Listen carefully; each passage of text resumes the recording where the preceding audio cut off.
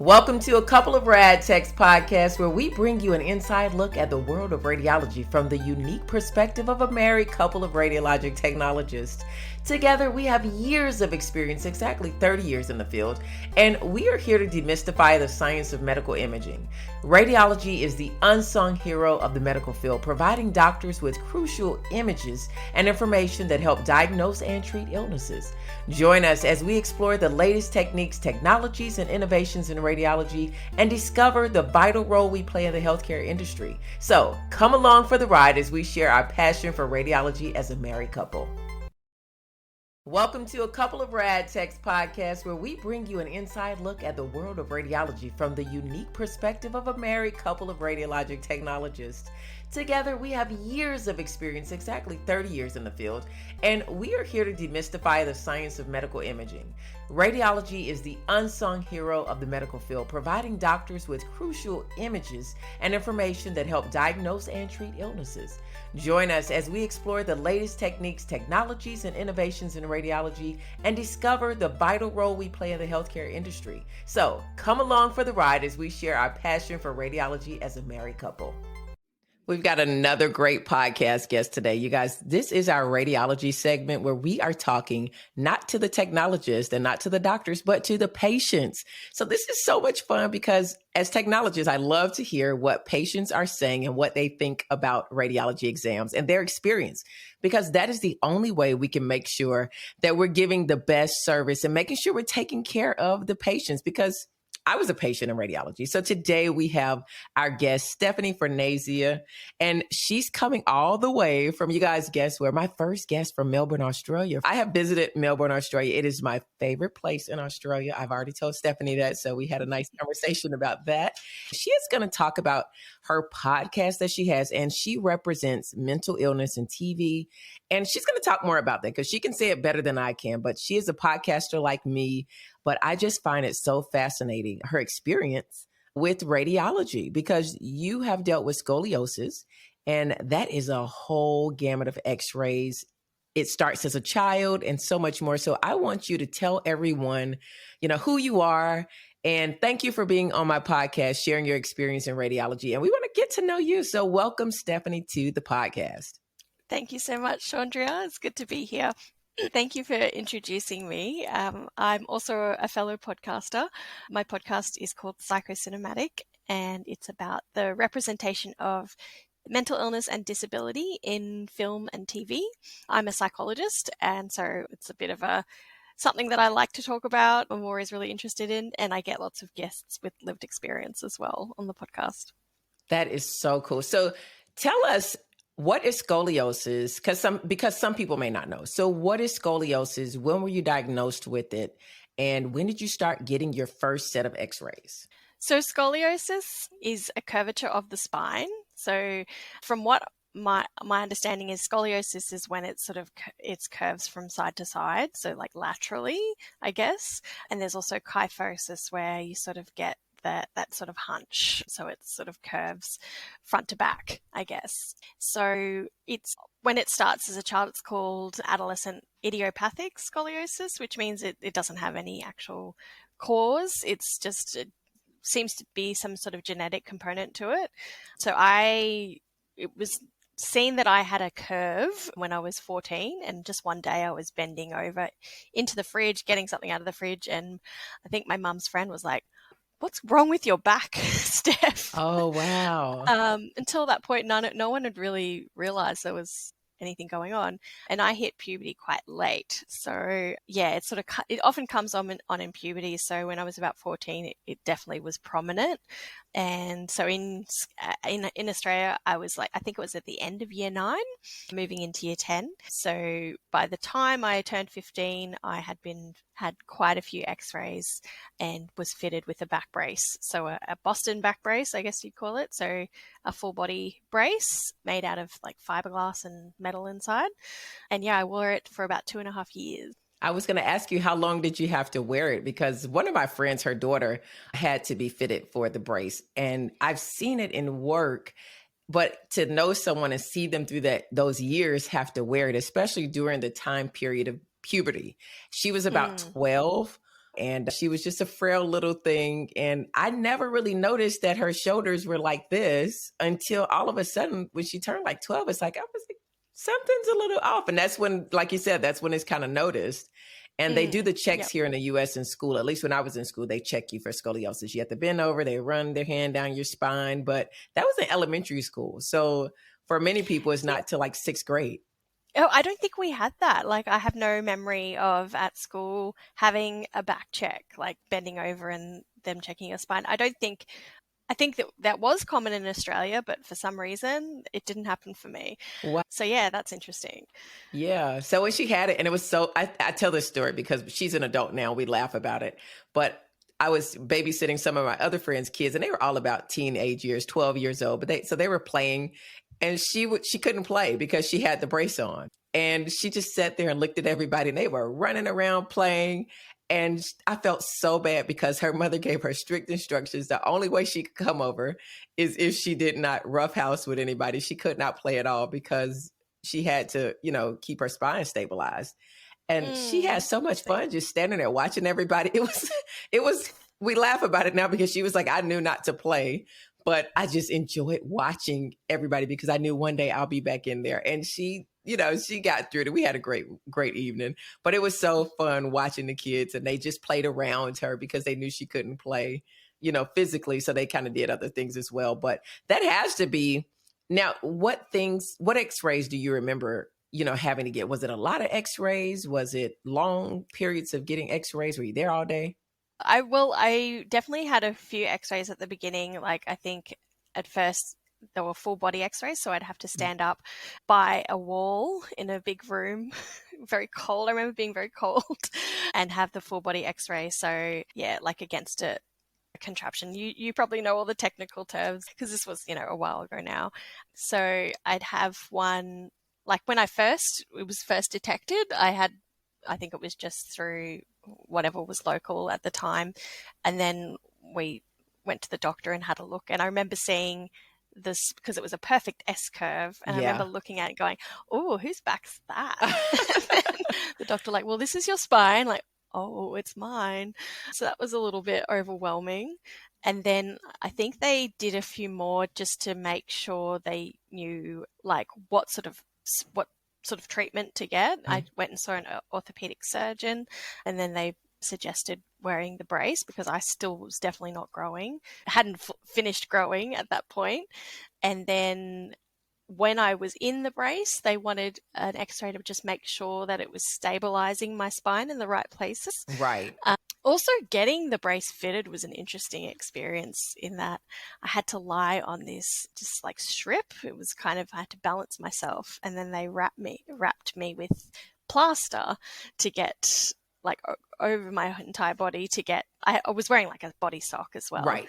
In order to make the mold for the brace and lie there for a while. And that was a bit uncomfortable. I could imagine. Yeah. And then break it out. And then eventually they made the brace and they'd fit me in it. And yeah, I think I had a checkup about every 6 months to just make sure it was doing what it needed to do, which was really not to correct the spine, but just prevent it from progressing, right? Prevent the curve from progressing further. And then after a year of wearing the brace, I had another x-ray in and out of the brace to see, do we keep using the brace or, get a new brace, or is this all we need to do, or do we look at surgery? And I think the outcome was that I was still growing, but it was preventing it from progressing. So another year in the brace was what was recommended, but I got fitted for a new one which at first it had like all up here there was brace, but the second one, it was just below my rib cage. Yeah. Wow. So how long did you wear the scoliosis brace? It was, I think, in total about 2.5 years. So I started when I was like 14, turning 15. And by the time I was in year 12, when I was 17, I was phasing out of wearing the brace. Wow. So I want to ask you, can you live a good life with scoliosis? Because as a preteen, as a teen, okay, you say yes. Tell us why you would say yeah, or why was it a good experience for you? Well, I didn't love wearing the brace. Honestly, it probably impacted my self-image, my body image a fair bit. I couldn't wear clothes. Like, everybody else was wearing at the time, especially in summer in Australia. It's very Yeah. hot. But I could definitely do a lot of things in it still. I could still participate in most activities. I got out of a lot of things that I didn't want to do from it, which was fine for me. I wasn't a particularly active kid. Like I didn't play soccer or anything like that, which wasn't Right. recommended anyway. Right. But you can do most things with it. I think I had about of a window of about, I think it was an hour I could spend out of the brace, which was your time to like shower, just air yourself out, put cream on or Yeah. whatever. And that can be time that you spend like doing some activities or running around. Swimming is really good for your back, so that was encouraged. Okay. Yeah. So I did swim a fair bit, and that was like, I don't have to wear my brace while I'm swimming, so that's good. And that probably takes pressure off of your spine, and it's an Yeah, yeah. activity that can strengthen the muscles around the spine, the whole, strengthen the whole structure of your body, your skeletal structure, because the spine holds up a lot. So when you x-ray the full, and I'm going to put a picture up here so people can really see the different types of scoliosis that there are. Some people have a slight curve at the top. Some have a slight curve at the bottom. I see patients, especially older people, who did not have the checks like we have in school or the corrective braces. They've lived their whole life with, deep curves. Literally, they're in the best S I've ever seen, and they have functioned. They have worked. They have never had a surgery. They've never worn a brace, but they just figured out a way around it. And they have lived very long, healthy lives. They just couldn't do certain things that other people could do because their spine just couldn't do it. But a lot of them never really knew what scoliosis was. Thank goodness for the technology that we have. And that's why I tell people, radiology is such an important aspect of the medical profession, because we kind of touch every part of healthcare. When it comes to dental, you can't do proper dental work without x-rays. You can't do surgery without live x-rays, you can't put in stents when people have vascular issues or strokes or blockages. You have to use x-ray.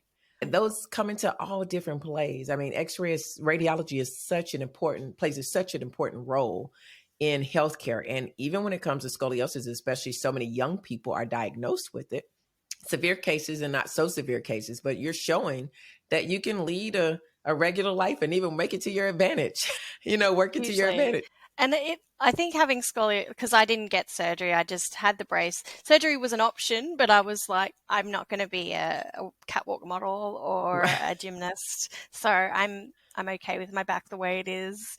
And but if people go the surgery route, that can be amazing too. But the only real concern I had with having still quite a significant curve is maybe childbirth, because I gave birth to my son almost 3 years ago now. And the only, when I was going through my gynecologist and talking through birthing options, I was like, can I have a natural birth or a vaginal birth, because I'm concerned that, my hips won't be in the right positioning, or there won't be, because I have, still quite a significant curve there. Is it going to be safe for the baby? Right. And that was all fine. The only concern they had is if I have an epidural, can they get the right spot? But I brought my x-rays in, my films in, so that they could actually see what my spine looked like, so that when they were giving me an epidural, which I did get, they could know exactly where the right spot was, so they didn't miss. That's important. Yeah. So that, I guess, if there's any mums there who, or parents that are wanting to give birth vaginally and they have a curve, if you have an x-ray of where your spine is, bring that in so that your anesthesiologist knows where it is, because I think it was genuinely helpful, because they did a really good job. That's a great tip. I'm so glad you put that in. I think that is so important, because I would have never thought of that. Trying to put in an epidural on, that is, I guess, because I do lumbar spines and MRIs all the time, and I see curvature. So some people don't even know they have such curves in their spine. They just don't know. So it's just amazing how when people see it and they're like, that's my spine? I've lived all these years with that. Yeah. That contributes to maybe why you've had a little hip pain, why you've had a little numbness, certain things going on, mid back pain, and you just didn't know it. But I love that you just shared that tip, not only for young people when it comes to scoliosis, but for women to really the importance of radiology when it comes to even using it to put in an epidural because someone has a different type of spine curvature. You would need that to see that. So that's really nice. Now, I do want to ask you, because your podcast is you represent mental illness and TV, and tell us more about your podcast. And I want to ask that because you went through puberty is a very, very, very stressful time. And if you have any type of body image or any type of things, most of us has gone through maybe our acne is so bad around that time, and it's like, oh my goodness, my face has never looked so bad at a pivotal time when I really was trying to just grow up and go into my adulthood. And it was the worst time in my life. We all have that awkward stage around then. But to go through wearing your brace during that, was that part of, or how could one's make sure that mental health, especially ones during puberty, are going through that time where they maybe have to wear certain medical devices in order for their health to be better in the long run? What tips would you have, and how would your podcast be of help? I guess lots of things to be said. I think, as you just said perfectly, adolescence is like one of the most brutal times, and I don't think any of us have had a perfect experience growing up as a teenager. There's so many, our brains are developing so quickly, and we're trying to figure out who we are and what we want to be, who we want to be. So things like wearing a back brace or having surgery or anything that makes you a bit different makes it doubly hard to cope. And I guess I think that's definitely made an impact on where I'm at today. I was always interested in psychology, and I think it kind of started around that time when I was going through treatment for scoliosis, because it was, how I experienced the world was a bit different from everybody else, and how I had to think about things a bit more about, can I do this and what can I wear today, and trying to fit in and all of those things. And, there was a little bit of bullying there, but I was with nerds anyway, so we were bullied for that. It definitely made an impact on me wanting to be a psychologist, but also in trying to normalize those experiences. I feel like we're in a better place now for kids who are a little bit different, because I think there's more out there in the media promoting more positive stories. There's not a lot about scoliosis, really. No, it's and not. I don't know if you have ever seen this movie, but the only movie around like someone who's gone through scoliosis or surgery was like Looking for Mr. Goodbar. It's it's a really traumatizing film. It stars Diane Keaton, and it's not a positive tale. And I think that's just one example of seeing more people who you identify with in the media and it being a positive story, or Right. just a story, like it not being a big deal. And, I've gone through mental health issues as well myself, with anxiety and depression, and being able to see some more realistic stories and some stories that speak to us more around those things, rather than it just being depression is bad, and if you're going through these things, then there's no sort of hope, or there's no positive Right. outcome, or these people are different. Seeing more of that on our screens is something I'd love to see more of. And also disability representation too. Mhm. That's always been something interesting to me. I myself am not a disabled person, but I do identify like Right. Right. with many of aspects of being disabled, and also I've worked in the disability field for most of my career, so that was always really interesting to me. So yeah, that's why we analyze those depictions on our screens and film, and I just love talking about it too, and like, how is this a good depiction, or could it be better, and what does the community say, and things like that. I think that's so important because when you watch TV, at least for me in the radiology field, so as radiologic technologists, we all cringe when we see TV shows because majority of the time they don't represent radiology in an accurate light. I would say usually they use our name incorrectly. They'll have an X-ray upside down, like a chest X-ray. I did a TikTok where the X-ray was upside down, and I'm like, come on, you guys, like, That's not correct. You should have somebody, I always get patients that come in and they're like terrified of this MRI. Like the machine is going to eat them up. And I won't say the name of the show, but it's one of my favorite medical shows. It's not on anymore. The main character is hilarious. He's a little over the top, but he's hilarious. But it always depicts. I think I can guess what it is. Yeah, you know what it is. But it always depicts MRI as like the loudest, worst exam ever. And people literally watch that show before they come and get their MRI. Like, don't watch it before you get your MRI. But it's not accurate. And I think it's important, even in the TV shows, to be accurate, because people do take that anxiety with them to their test, and they're already anxious over the problem that they're there for. And now on top of that, what they've seen on TV is not accurate. So they just feel like this is terrible. And they either cancel the exam, don't show up, or really struggle through it. So I love how your podcast brings awareness to the things, especially in TV, because people spend hours watching TV. Exactly. Yeah. I still get people going, oh, why do you care so much? Or you're overthinking, it's just a TV show, it's just a movie. But that is totally what shapes our experiences of things, particularly things we don't know much about or we're new to. Like, for example, Rain Man was such a pivotal part of people's understanding of autism.